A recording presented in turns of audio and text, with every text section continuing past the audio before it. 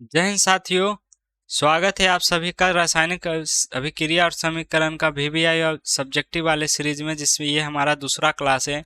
यदि आप पहला क्लास नहीं देखें तो जाके पहला क्लास जरूर देख लीजिएगा, ताकि आपको और अच्छे से समझ में आ जाए। ये चैप्टर का लास्ट पार्ट है, इसके बाद हम कोई भी पार्ट यहाँ पर नहीं लाएंगे। अब हम स्टार्ट करेंगे अम्ल, क्षार और लवण। तो चलिए, पिछले भाग में हमने 12वां क्वेश्चन यानी 12 क्वेश्चन कर लिए थे। अब हम आगे कुछ क्वेश्चनों को करने वाले हैं। 13 नंबर क्वेश्चन देखिएगा क्या कह रहा है। संयोजन अभिक्रिया क्या है, एक उदाहरण दीजिए। 13 और 21 में क्वेश्चन आया था। संयोजन अभिक्रिया बहुत ही आसान है। संयोजन अभिक्रिया वह अभिक्रिया है जिसमें दो या दो से अधिक पदार्थ मिलकर एक ही उत्पाद बनाते हैं, एक नए उत्पाद का निर्माण करते हैं। उसी को हम संयोजन अभिक्रिया कहते हैं। इस अपना हिसाब से परिभाषा को लिख सकते हैं, कोई दिक्कत नहीं। इसका एग्जाम्पल देने को कहा, एक उदाहरण लिख सकते हैं। Mg और O2 बनाया 2MgO। बैलेंस जरूर कर दीजिएगा। इस अभिक्रिया में मैग्नीशियम और ऑक्सीजन मिलकर मैग्नीशियम ऑक्साइड बनाते हैं। ये लाइन भी इम्पोर्टेंट है, ये लाइन भी जरूर लिख दीजिएगा। इससे मार्क्स आपको बढ़ने की हो जाता है। ये क्वेश्चन 2 अंक में पूछे जाएंगे। इस चैप्टर से ज्यादा 2 अंक के क्वेश्चन ही आते हैं। चलिए 14वां नंबर क्वेश्चन देखिए। ताम्र छिलन, ताम्र मतलब यहाँ पर कॉपर से होता है। ताप मतलब कॉपर यानी कि Cu। कॉपर को हवा में लंबे समय तक गर्म करने पर उस पर काली परत चढ़ जाती है। इस पर हाइड्रोजन गैस प्रवाहित करने पर वह भूरा रंग में पुनः वापस आ जाती है। यह कौन कौन सी अभिक्रिया होती है? अभिक्रिया के नाम और समीकरण यहाँ पर लिखना। तो देखिए, पहला जो हमारा तार यानी कि कॉपर को लंबे समय तक हवा में गर्म करेंगे। तो देखिए, पहला हमारा होता ऑक्सीकरण अभिक्रिया। तांबे को हवा में गर्म करने पर उस पर कॉपर ऑक्साइड की काली परत चढ़ जाती है। यहाँ पर बोला काली जो परत होती है वो होती है कॉपर ऑक्साइड। इसका समीकरण क्या है? इसका समीकरण है कॉपर को ऑक्सीजन की उपस्थिति में किया जाता है गर्म, तो उस पर एक काली परत चढ़ जाती है, जिसको हम कहते हैं कॉपर ऑक्साइड। कॉपर ऑक्साइड कहते हैं। इसलिए आप देखेंगे कॉपर के वायर में जब उसमें शॉर्ट सर्किट होता है तो उस पर काली परत चढ़ जाती है।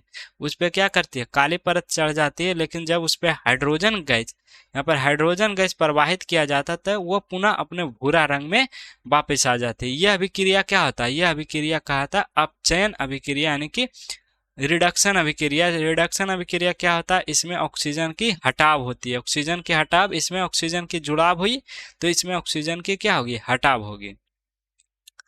हालांकि ये रिडॉक्स अभिक्रिया का उदाहरण हो जाएगा। और अपचयन अभिक्रिया के कॉपर ऑक्साइड पर हाइड्रोजन गैस प्रवाहित करने पर वह पुनः तांबा में बदल जाता और उसका भूरा रंग क्या आ जाता? वापस आ जाता। इसका समीकरण क्या है? तो यह समीकरण है CO। जब इस पर हाइड्रोजन गैस प्रवाहित किया जाता तो CO बन जाता और जल का निर्माण यहाँ पर हो जाता है। तो यह अभिक्रिया का नाम हमें पूछा था, तो नाम हम बता दिए ऑक्सीकरण। और यहाँ पर ऑक्सीकरण को यहाँ पर उपचयन लिख दीजिएगा। उपचयन, उपचयन भी लिख सकते हैं। उपचयन अभिक्रिया हो गया। असमीकरण लिख दीजिएगा, आपका 2 अंक पूरे मिल जाएंगे। चलिए 15वां नंबर क्वेश्चन देखिए। अपघटन अभिक्रिया से आप क्या समझते हैं? ये क्वेश्चन आया था। ये क्वेश्चन का ईयर कब आया था? 1 मिनट हम क्वेश्चन बैंक से आपको देख के बता देते हैं, ताकि ऐसा न लगे कि बिना हम ऐसा ही पढ़ा रहे हैं। क्वेश्चन 2023 में आया था। 2023 के फर्स्ट और सेकंड सिटिंग दोनों में आया था, यानी कि हम इसी ईयर एग्जाम दिए थे, जिसमें हमने 89 स्कोर किए थे। चलिए बताते हैं। अपघटन अभिक्रिया को वियोजन अभिक्रिया भी कहते हैं। अपघटन अभिक्रिया वह अभिक्रिया है जिसमें एक यौगिक टूटकर 2 या 2 से अधिक सरल पदार्थ का निर्माण करते। उदाहरण के तौर पर देखिएगा, यहाँ पर कैल्शियम कार्बोनेट है, इसको हम किए गर्म। कैल्शियम कार्बोनेट को यहाँ पर हम किए गर्म। जब इसको हम गर्म करते हैं तब यहाँ पर हमें बनाता है कैल्शियम ऑक्साइड और हमारा कार्बन डाइऑक्साइड बनाता है, यानी कि एक पदार्थ है और ये पदार्थ हमें टूटा। तो ये डेल्टा मतलब होता है गर्म, डेल्टा मतलब होता है उष्मा दिए। तो इसमें उष्मा वियोजन भी कह सकते हैं, उष्मीय वियोजन भी कह सकते हैं। तो लेकिन यहाँ पर बोला वियोजन, तब वियोजन में ही उष्मीय वियोजन आता है। तो यह अभिक्रिया में कैल्शियम कार्बोनेट है। गर्म करने पर कैल्शियम कैल्शियम ऑक्साइड और कार्बन डाइऑक्साइड में विघटित हो गया, यानी कि टूटा। एक पदार्थ है कैल्शियम कार्बोनेट, उसको जब हम गर्म करते हैं तब यहाँ पर कैल्शियम ऑक्साइड में और कार्बन डाइऑक्साइड में टूट जाता है, यानी कि एक पदार्थ है वो टूटकर दो या दो से अधिक पदार्थ का निर्माण किया। चलिए 16 नंबर क्वेश्चन देखेंगे। संक्षारण क्या है? संक्षारण को रोकने का उपाय बतावे। 2024 और 2013 में क्वेश्चन आया था, तो इसीलिए हम बोले थे 2011 से 2026 तक के क्वेश्चनों को आप कर लीजिएगा, उससे बाहर आपको नहीं आएगा। यदि आपको 60 से 80% लाना है, 60 से 80% के बीच में लाना है तो क्वेश्चन बैंक पढ़ लीजिए, उससे बाहर नहीं आएगा। यदि 80 से आपको टपना है तब आपको थ्योरी पर ध्यान देना होगा। संक्षारण क्या है पहले वो समझते हैं। जब धातुएं वायु की ऑक्सीजन, नमी आदि के संपर्क में आती है तो धीरे धीरे नष्ट होने लगती है, तो इसे ही, इस प्रक्रिया को क्या कहते हैं? संक्षारण कहते हैं। संक्षारण मतलब होता है किसी भी धातु का क्षय होना, यानी कि उसका टूटना, धीरे धीरे नष्ट होना, इसी को हम कहते हैं संक्षारण। संक्षारण रोकने का दो उपाय पूछा था, दो अंक है तो 2 दे दीजिएगा। धातु की सतह पर पेंट या ग्रीस लगाकर हम कर सकते हैं, और गैल्वेनीकरण कर सकते हैं, जस्ता की परत चढ़ा सकते हैं, या विद्युत लेपन करके, ये दोनों प्रक्रिया करके हम धातु को संक्षारण होने से बचा सकते हैं। इसका सबसे बड़ा जो उदाहरण है लोहे पर जंग लगना। लोहे पर जंग देखते होंगे, लोहे खराब होने लगते हैं, उसको बचाने के लिए हम उसको पेंट कर देते हैं। चलिए 17वां नंबर क्वेश्चन, और बहुत ही इंपॉर्टेंट क्वेश्चन है 2027 के बेसिस पे। ये क्वेश्चन अभी तक आपकी मानसिक परीक्षा में आएंगे यदि आप दिए होंगे तब। विकृत गंधता क्या है? 100 उदाहरण दीजिए, मतलब उदाहरण के साथ दीजिए। 2021 में क्वेश्चन, विकृत गंधता क्या आता है? वसा एवं तेल युक्त पदार्थ वायु के ऑक्सीजन के संपर्क में आकर ऑक्सीकृत हो जाती है, यानी कि उपचयन हो जाती है, हो जाती है, इसमें ऑक्सीजन का जुड़ाव हो जाता है, जिससे उनका स्वाद और गंध खराब हो जाते। इस प्रक्रिया को विकृत गंधिता कहते हैं। यानी कि जब वो खाद देखते होंगे, जो भी चिप्स वगैरह है, चिप्स का पैकेट है, तो उसमें क्या होता है? वसा होता है, तेल होता है, उसमें क्या होता है? ऑक्सीजन के संपर्क में आने से क्या होता है? वो खराब होने लगता है। वो क्या होता है? खराब होने लगता है, ऑक्सीजन उपचयनित होने लगता है, ऑक्सीकृत होने लगते। इससे उसका क्या होता है? स्वाद और गंध खराब हो जाता है। इससे हमें बचने के लिए क्या करना चाहिए? तो यहाँ पर देखिए इसका उदाहरण क्या है, हम आगे बताएंगे बचने के लिए क्या करना होगा। क्वेश्चन में बचने के लिए नहीं पूछा तो नहीं हम देंगे। लंबे समय तक खुला रखा घी या मक्खन या आलू के चिप्स से खराब होकर दुर्गंधित होने लगता है। इसीलिए आप लोग देखेंगे लेज वगैरह लेते होंगे तो उसमें बोलते होंगे आधा से आधा तो हवा ही भरा रहता है। वो हवा नहीं होता, वो होता है नाइट्रोजन गैस। वो क्या होता है? नाइट्रोजन गैस हम भरते हैं ताकि वो खराब ना। 18 नंबर क्वेश्चन देखिए, लोहे को जंग लगाने का 2 उपाय बताएं। 19 और 2022 में क्वेश्चन, लोहे पर जंग लगने का 2 उपाय निम्नलिखित है। यहाँ पर लिख दीजिएगा निम्नलिखित है। पहला, लोहे पर पेंट, ग्रीस या तेल लगाकर देख सकते होंगे। बाइक वगैरह में जो इंटरनल मशीन होते हैं वो लोहे के ही बने होते हैं, उस पर जंग ना लगे, वो अच्छे तरीके से काम करे, इसलिए हम उस पर ग्रीस, लोहे का गेट पर पेंट लगाते हैं, तेल की परत चढ़ा देते हैं, जिससे वो ऑक्सीजन के संपर्क में नहीं आता है और वो संक्षारण होने से उसका बच जाता है। दूसरा नंबर क्वेश्चन देखिए, गैल्वेनीकरण कर सकते हैं, जस्ता का परत चढ़ा सकते हैं, जिससे वो हमारा लोहे पर जंग नहीं लगता, क्योंकि ऑक्सीजन आएगा तो डायरेक्ट वो जस्ता से फाइट करेगा, जस्ता उसको दूर रखेगा। इन उपायों से लोहे का जो संपर्क है वायु और नमी से नहीं होता, इसलिए इस पे जंग नहीं लगता। जंग लगने का मुख्य कारण क्या है? वायु और नमी। चलिए 19 नंबर क्वेश्चन देखिएगा, भोजन की दुर्गंधित होने से बचाने के लिए, रोकने या बचाने के लिए क्या क्या उपाय किया जा सकता है? ये क्वेश्चन 2023 में आया था फर्स्ट सेटिंग में।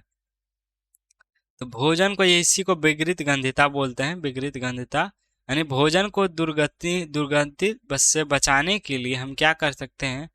पहला, भोजन को वायुरोधी यानी कि एयर टाइट पात्र में रखें, यानी कि बर्तन में रखें। पात्र मतलब बर्तन, पात्र मतलब क्या होता है? बर्तन में हम रख सकते हैं, जिससे क्या होगा? वो चीजें खराब नहीं होगी, उसमें ऑक्सीजन जाएगी नहीं, तो देखिए जा लंबे समय तक क्या होगी, वो बचा हुआ रहेगा। दूसरा क्वेश्चन सबसे अच्छा उपाय है रेफ्रिजरेटर यानी कि फ्रिज में रख के सुरक्षित रख सकते हैं, जिससे क्या होती है उसमें ऑक्सीजन तो जाती है लेकिन अभिक्रिया यानी कि उससे रिएक्शन उपचयन होने की प्रक्रिया स्लो आ जाती है लो टेम्परेचर के कारण, जिससे वो लंबे समय तक खराब नहीं होती है। तीसरा प्रति ऑक्सीकारक लगा सकते हैं यानी कि जो ऑक्सीकारक होने से उसको बचाए, जैसे कि BHA, ये सब एक दवा होती है, केमिकल होती है, जिससे ये खाना क्या होती है वो ऑक्सीकृत नहीं हो पाती है। चौथा उपाय क्या करते हैं, नाइट्रोजन गैस भरकर पैकिंग कर सकते हैं, जैसे कि चिप्स के पैकेट में होता है। चिप्स के पैकेट में हम क्या भरते हैं, नाइट्रोजन गैस भरते हैं, जिससे क्या होता है वो ऑक्सीजन के संपर्क में आता ही नहीं है और वो खराब होने से बच जाता है। 21 नंबर क्वेश्चन देखिए, वैद्युत अपघटन से आप क्या समझते हैं, ये क्वेश्चन 2026 में आया था। तो देखिए ये नया क्वेश्चन पहली बार 2026 में पूछा था, 2026 में पहली बार पूछा है, तो इसीलिए थ्योरी हम आपको बोले थे पढ़ने के लिए। वैद्युत अपघटन क्या होता है, वह अभिक्रिया जिसमें विद्युत धारा प्रवाहित करने से कोई यौगिक टूटकर दो या दो से अधिक सरल पदार्थ में विघटित हो जाता है, उसी को हम वैद्युत अपघटन कहते हैं। यह एक वैद्युत अपघटन यानी कि वैद्युत वियोजन भी कहते हैं। वियोजन अभिक्रिया का ही एक तीन तीन उपाय यानी कि तीन कारण से वियोजन होता था। तो ये पहला उष्मीय, दूसरा विद्युत, तीसरा हमारा प्रकाशीय। तो यहाँ पर देखिए जब हम यहाँ पर जल में विद्युत धारा डालते हैं तब वो हाइड्रोजन और ऑक्सीजन के रूप में क्या हो जाता है, सरल यौगिक में टूट जाता है, याद रखिएगा। चलिए 20वां नंबर क्वेश्चन देखिए, ऑक्सीकरण और अवकरण अभिक्रिया क्या है, 2016 के बाद 2026 में पूछा था। यानी कि आप देखिए 10 साल बाद भी क्वेश्चन रिपीट करता था। 2017 के क्वेश्चन को आपको ध्यान से देखना होगा। देखिए ऑक्सीकरण या अवकरण उसी को कहते हैं। दोनों, जब दोनों हो, ऑक्सीकरण और अवकरण जब दोनों हो तो उसको हम रिडॉक्स अभिक्रिया भी कहते हैं। आपको डायरेक्ट रिडॉक्स अभिक्रिया भी पूछ दे तो भी आपको यही चीजें आपको लिखना है। वह अभिक्रिया जिसमें एक पदार्थ ऑक्सीकरण और दूसरा पदार्थ अवकरण हो, यानी कि एक पदार्थ में ऑक्सीजन का जुड़ाव हो और दूसरा पदार्थ में ऑक्सीजन का क्या हो यहाँ पर हानि हो, ऑक्सीजन का क्या हो वहां पर हटना। ऑक्सीजन का एक पदार्थ में जुटेगा, एक पदार्थ में घटेगा। उदाहरण से देखिए समीकरण में यहाँ पर देखिए CuO, यानी यहाँ पर देखिए ऑक्सीजन क्या है इसके साथ है और इसके साथ ऑक्सीजन नहीं है। यहाँ पर देखिए क्या हुआ, तो इसका ऑक्सीजन यहाँ पर चला आया और इसमें ऑक्सीजन नहीं था तो यहाँ पर ऑक्सीजन जुटा, यहाँ पर ऑक्सीजन घटा, यहाँ पर ऑक्सीजन घटा और यहाँ पर ऑक्सीजन जुटा, यानी कि दोनों अभिक्रिया हुई। इस अभिक्रिया में CO का अवकरण और H2O का ऑक्सीकरण हुआ। अवकरण मतलब जिससे पदार्थ क्या ऑक्सीजन हटेगा, जिससे ऑक्सीजन हटेगा उसको अवकरण, और जिसमें ऑक्सीजन जुटेगा उसको हम ऑक्सीकरण कहते हैं। चलिए 23 नंबर क्वेश्चन देखिएगा, रासायनिक समीकरण क्या है, निम्नलिखित रासायनिक समीकरण में कौन सी सूचनाएं प्राप्त होती है, ये हमारा दिया है। ये क्वेश्चन 5 अंक का है, ये क्वेश्चन 5 अंक वाले हैं। यहाँ से 2 क्वेश्चन अभी तक 5 अंक में पूछा है। ये क्वेश्चन 2023 के सेकेंड सिटिंग में पूछा था। ये जब हम एग्जाम दिए थे ये क्वेश्चन आया था। देखिए हालांकि हम सेकेंड सिटिंग में दिए थे तो ये क्वेश्चन आया नहीं था, जिस ईयर दिए थे उस पे आया था। देखिए रासायनिक समीकरण क्या होता है, किसी रासायनिक अभिक्रिया में रासायनिक सूत्रों और संकेतों की सहायता संक्षिप्त व्यक्त करने की विधि को रासायनिक समीकरण कहते हैं। उदाहरण के तौर पर देख सकते हैं यहाँ पर हाइड्रोजन ऑक्सीजन, जब उसको हम फॉर्मूला के सहायता सूत्रों संकेतों के सहायता से हम संक्षेप यानी कि बताते हैं तो उसी को हम रासायनिक समीकरण कहते हैं। और ये हमारा इस समीकरण से क्या सूचना प्राप्त होती है, हमारा समीकरण है 2SO2 प्लस में हो जाएगा ऑक्सीजन, यहाँ पर बनाया तो 2SO3 बनाया। तो इससे हमें क्या प्राप्त होता है, हम आगे पढ़ते हैं। समीकरण से, इस समीकरण से हमें क्या सूचना प्राप्त होती है, पहला सल्फर डाइऑक्साइड और ऑक्सीजन अभिकारक है, ये दोनों क्या है अभिकारक है, ये तो पहला सूचना हमें प्राप्त हुई। दूसरा क्या हुआ, सल्फर ट्राइऑक्साइड क्या उत्पाद है, ये हम लिख सकते हैं। तीसरा क्या है, दो अणु सल्फर डाइऑक्साइड का, एक अणु ऑक्सीजन का मिलकर, यहाँ पर अणु कैसे गिनते हैं, आगे आगे वाले को अणु जोड़ते हैं। दो अणु सल्फर डाइऑक्साइड का, एक अणु ऑक्सीजन का मिलकर दो अणु सल्फर ट्राइऑक्साइड यहाँ पर बनाते हैं। चौथा क्या मिल रहा है, अभिकारक में सल्फर तथा ऑक्सीजन की परमाणु संख्या दोनों आपस में समान है। अभिकारक में दोनों का जो परमाणु संख्या वो आपस में क्या है, वो समान है, इसलिए यह संतुलित रासायनिक समीकरण है। यह दोनों का क्या है, दोनों एक संतुलित रासायनिक समीकरण है। सल्फर ऑक्सीजन के परमाणु क्या है, दोनों आपस में समान है।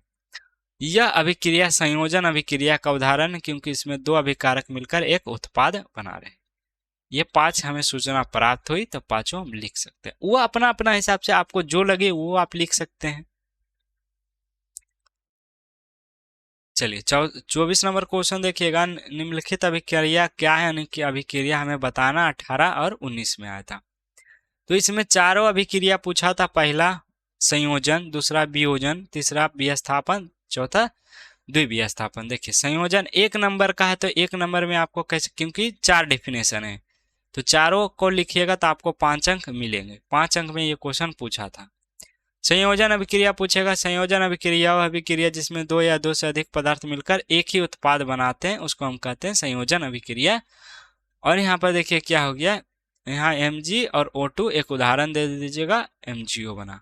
दूसरा वियोजन अभिक्रिया क्या है, वियोजन अभिक्रिया, वियोजन यानी कि अपघटन अभिक्रिया वह अभिक्रिया जिसमें एक पदार्थ टूटकर 2 या 2 से अधिक सरल पदार्थ बनाते हैं।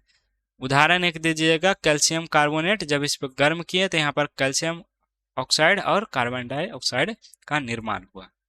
तीसरा क्वेश्चन देख सकते हैं, विस्थापन अभिक्रिया। विस्थापन अभिक्रिया वह अभिक्रिया है जिसमें अधिक अभिक्रियाशील तत्व कम अभिक्रियाशील तत्व को उसके यौगिक से विस्थापित कर खुद उसका स्थान ले लेता है। जैसे कि Zn है, कॉपर सल्फेट के विलयन से कॉपर को यहाँ पर फेंक देता है, खुद उसका स्थान ले लेता है। क्लियर।